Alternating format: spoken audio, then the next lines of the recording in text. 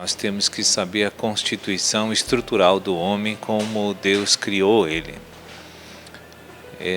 Nós precisamos entender que Deus fez o homem composto de espírito, alma e corpo, como nós já falamos aqui.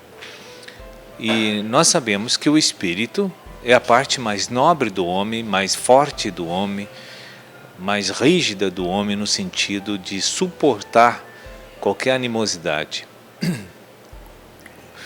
E a alma do homem, nós sabemos que o espírito tem uma função capital, crucial, que é o único elemento que nós temos que pode se comunicar, pode ter comunhão com Deus, pode se relacionar com Deus através do espírito. É por isso que Deus colocou o espírito dentro do homem, para que ele tivesse uma relação, uma comunhão e uma expressão através do homem.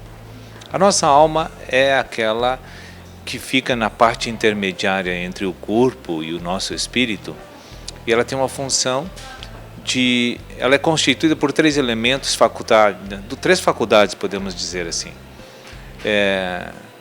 mente, vontade e emoções.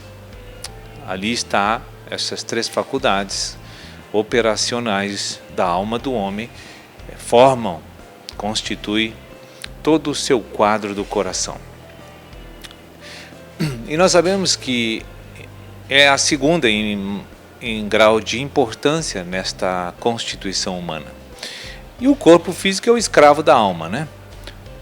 O corpo é a parte menos nobre do homem, mais fraca do homem, mas que serve para se relacionar com este mundo natural. E nós sabemos que sempre que o homem for educado incorretamente, e isso eu quero dizer, educado incorretamente, é aquele que não recebe a verdade, os preceitos de Deus. Esse não foi educado segundo a verdade. Então, essa pessoa vai ter uma vida natural terrena, vivendo sob o governo de princípios errôneos. Isso vai acarretar uma série de coisas erradas na sua vida, e essas coisas erradas vão proporcionar desconforto, aflição, angústia, dissabores, muitas tristezas, e isso vai machucar terrivelmente o seu quadro mental num primeiro momento, porque ele vai ver coisas contrárias à sua vontade, isso vai entristecer, isso vai angustiar o seu coração, porque todo o procedimento humano que não está sendo vivido, exercido sob os preceitos de Deus, nós chamamos que aquela pessoa está vivendo sem Deus, fora da verdade, e isso vai causar uma série de prejuízos e danos à sua própria constituição humana. Isso virá contra ela.